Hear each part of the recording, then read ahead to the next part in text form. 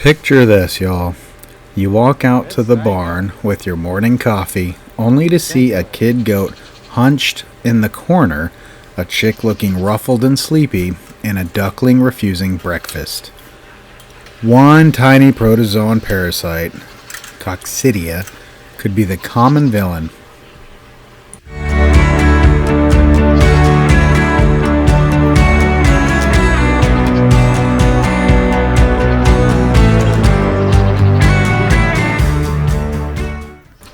Hey there, friends.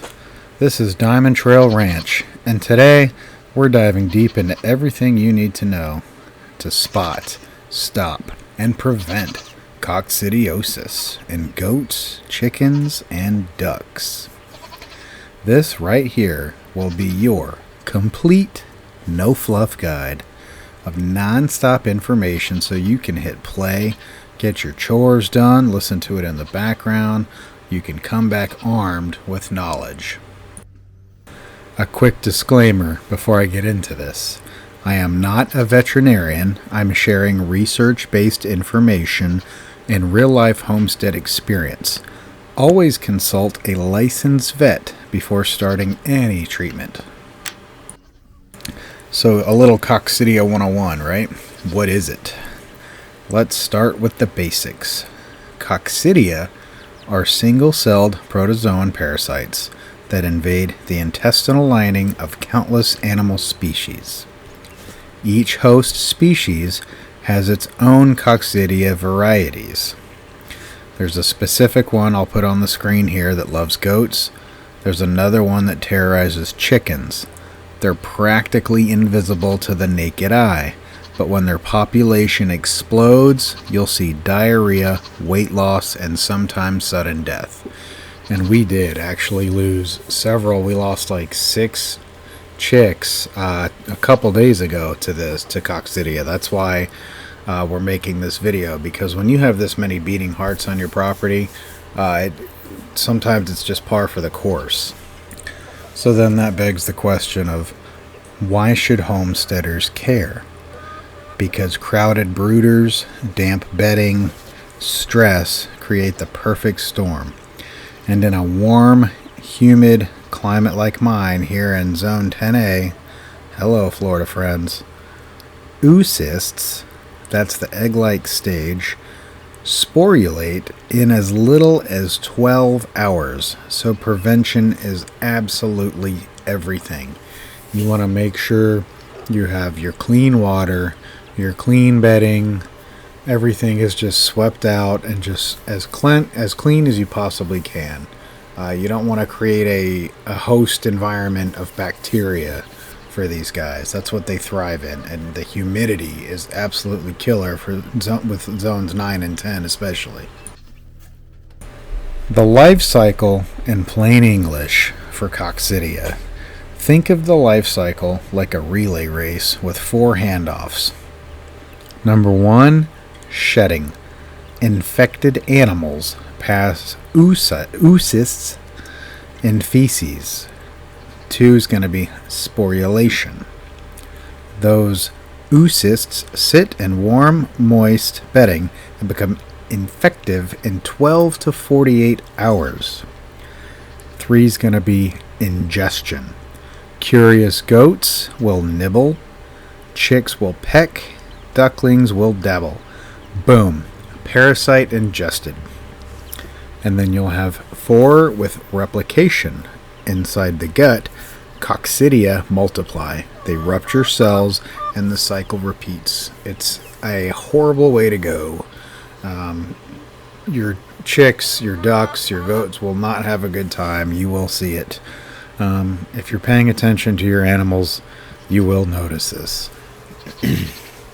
ahead of time. Every completed cycle amplifies the parasite load exponentially.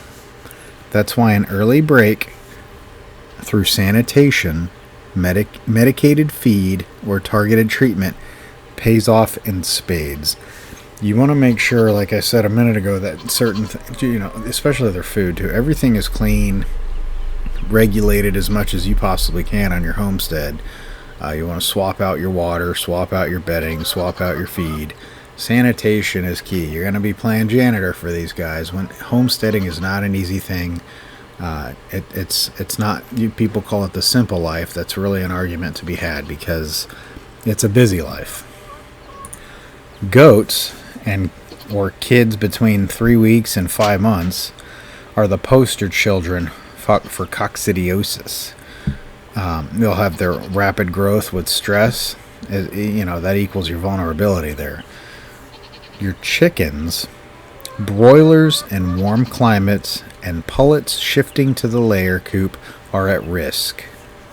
With your ducks, they're a bit more resistant, but young Muscovies or pecans in muddy pens can still suffer outbreaks. So, what's the key takeaway here? The age, the stress, the environment matter more than the species itself. It really does. At the end of the day, that's what I mentioned, that we lost like 6 of these guys a couple days ago right here from this coop that you're looking at. And we have some younger chicks as well. So we group our chicks in stages so they're not all terrorizing each other. They're very cliquey. So we integrate them all over time. We have several coops with several stages of development with our chickens, and these guys are incubated. Got some quick myths, facts, and quick tips for you here for Coccidia. Myth 1, Coccidia only appear in filthy barns. That's false. The oocysts exist almost everywhere. Good management keep numbers low. Myth number 2, apple cider vinegar cures coccidiosis. Sorry, but that's not true at all. It might change their gut pH slightly, but you still need proven medications. Can humans catch livestock coccidia? Generally speaking, no. Like I mentioned earlier in this video, there are species-specific bacteria there. You want to practice good hygiene anyway. Every time, whether you're wearing your water boots or your gloves, when you touch your animals, when you touch anything, you want to wash your hands constantly. It's something that shouldn't have to be stated, but it is what it is. A pro tip for you: mark your calendar 1 week before your rainy season starts and run a preventative drench on weanling goats. You'll prevent 90% of your kid losses just by doing that. You want to know the life cycle so you can break it early. You want to watch young, stressed animals like an absolute hawk, like constantly. Confirm with fecals when possible. Treat aggressively and support the gut. Prevent coccidia with clean, dry, uncrowded conditions. You want to make sure they have clean and dry bedding. Deep litter is fine. If it stays dry, go ahead and top with fresh shavings weekly. Proper stocking density. Overcrowding is stress and fecal overload. Coccidiostats in feed. Medicated starter crumbles for chicks. You got your various goat-specific feeds. I won't mention brands here. Watch species sensitivity. If you have llamas, monensin is toxic to llamas. Pasture rotation: if you got a spare paddock, rest it 30 days. UV light kills oocysts. Offer creep feeders so kids don't compete with adults. Provide hideaways for ducklings to escape their drakes. And that's just all the time, the drakes especially. How do you recognize the early and late stages of coccidiosis? Let's decode some symptoms by the species. Goats: soft, clumpy, then watery diarrhea. Sometimes you'll get dark or bloody diarrhea. You'll notice that they start to develop a pot-bellied look, rough hair coat, sudden weight loss. They will most likely start to also demonstrate some dehydration, So you want to check the eyelid color. Pale eyelids can hint at anemia. For your chickens, you're going to be looking for their hunched postures, their fluffed feathers, and their wings drooping.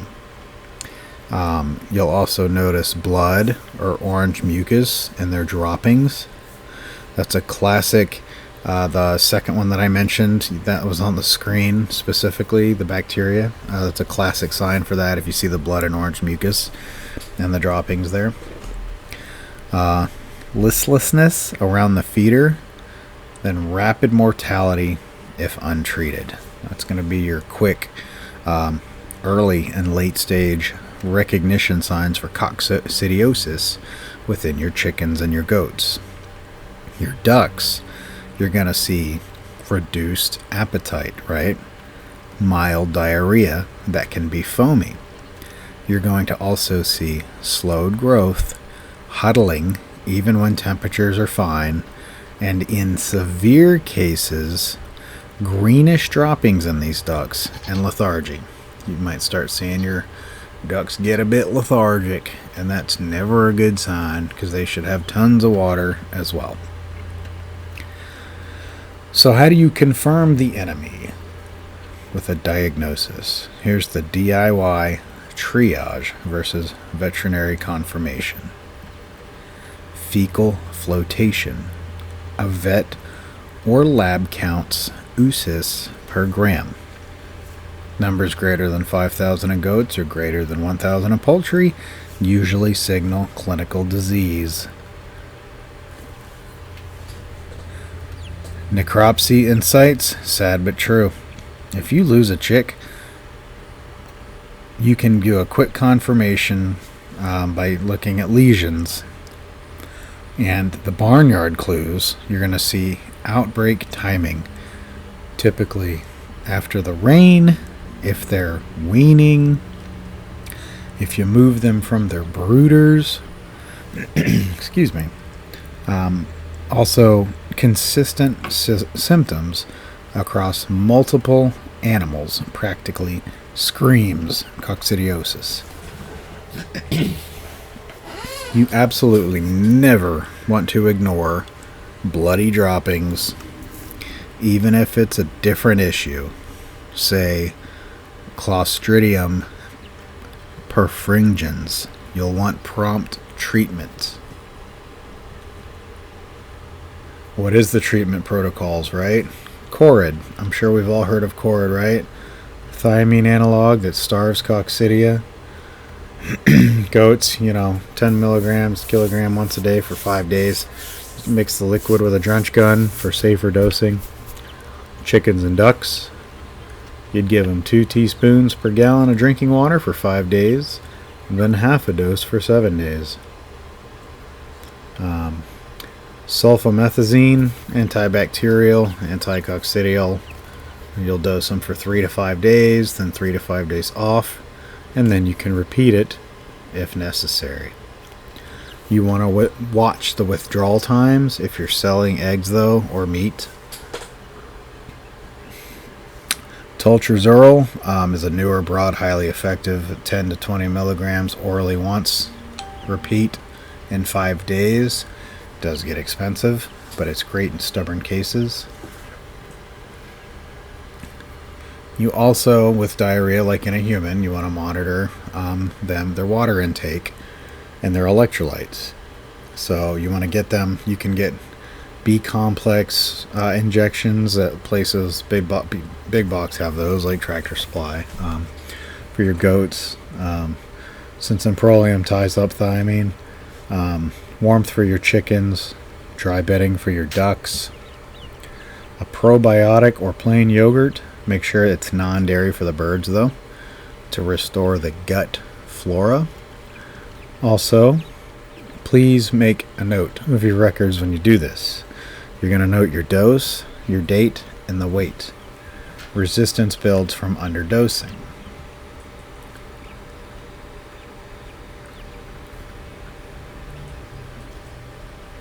Clean and dry bedding. Deep litter is fine. remember, you want to make sure you have clean, dry bedding. Medicated starter crumble for chicks. Stress reduction, offer creeper feeders. I hope this is helping you so far. Leave a comment leave a comment in the comment section below if you or your animals have ever had to deal with this, because people can get it too. Coccidia is nothing to mess around with. If you're serious about protecting your herd or flock, that's exactly the kind of person who can keep Coccidiosis from becoming a reoccurring nightmare. So let's get into the nitty-gritty, right? The practical management tools that most YouTube videos skip. It actually doesn't typically jump from one species to another. Certain bacteria won't infect chickens and certain won't harm goats. Like I showed you earlier in the beginning, the one won't affect the other. But that does not mean you can slack on biosecurity. Manure from infected animals can still create overall pathogen pressure in your environment, which weakens immune systems across the board. Chickens scratching around goat pens can stir up fecal material that wind up in the water buckets of ducklings or even kids. If you have free-range ducks, free-range chickens, if you let your goats out, etc., all of this is to be considered. The bottom line there is species-specific, absolutely, but all species can suffer under shared stress and exposure. Coccidia actually doesn't always cause disease either. You might have animals that look totally fine. No diarrhea, no weight loss, but they're shedding thousands of oocysts a day. That right there is called a subclinical infection, and it's especially dangerous in weanlings who might be silently infecting siblings, older goats who are immune but spreading spores. These chicks are so cute, aren't they? And show or sale animals who could possibly bring the infection into a clean barn. It's totally worth testing even healthy animals if you've had a Coccidia outbreak in the past. And remember, guys, healthy shedders keep reinfecting your soil. A regular fecal program helps catch the silent carriers. When I spoke earlier about the humidity and when it rains, moisture is the absolute real enemy with Coccidia. If you want to know what causes the absolute biggest Coccidia bloom on your property, moisture plus warmth. That's why places like here in Central Florida, unfortunately, it thrives. Oocysts sporulate fastest from 77 degrees Fahrenheit all the way up to 104 degrees Fahrenheit with high humidity. Well, that's Florida most of the year. Let me know in the comment section where you are and what your temperatures are like, and your humidity levels and your rain, because we haven't actually. Our rain doesn't really typically start here till like June, but we did have a big tropical thing about 2 weeks ago. I can't stress deep litter enough. Keep it dry on the top and stir it weekly. Stir up that litter. Your wet spots under your waterers need to be dug out and replaced with lime or DE, diatomaceous earth, right? Before rebedding. In pens that flood, consider gravel-based pallet plus pallets, or building a simple raised floor. You can get your mulch as well. We have big piles of mulch. You can call your local tree trimming company and have them come dump it on your property for free, and they will give you the biggest thing of mulch. You can rotate that around with a shovel. It works wonders. You want to think like a parasite. If it's wet enough to grow mushrooms, it's wet enough for Coccidia. Immunity happens, but it's not instant. Animals can develop an immunity to Coccidia, but only if they're exposed in a small, manageable dose. That's why total sterility isn't exactly the goal. The idea is controlled exposure, low cyst levels that trigger immune response without triggering disease. This is where medicated feed shines. It allows a tiny level of parasite replication while suppressing major blooms. Goat kids, they'll actually start to develop an immunity around 8 to 12 weeks. Your chicks on your property will start to typically gain resistance to most strains around like 6 to 8 weeks. Your ducklings are less studied though. Muscovy show resistance about 4 to 6 weeks with good sanitation. And once they are exposed and recovered, animals rarely show symptoms again. But, and a big but, they can still shed. So management remains key. Stress equals Coccidia's best friend. Plus moisture, right? Every stressor weakens gut integrity, just like people. Stress isn't good for anybody or anything.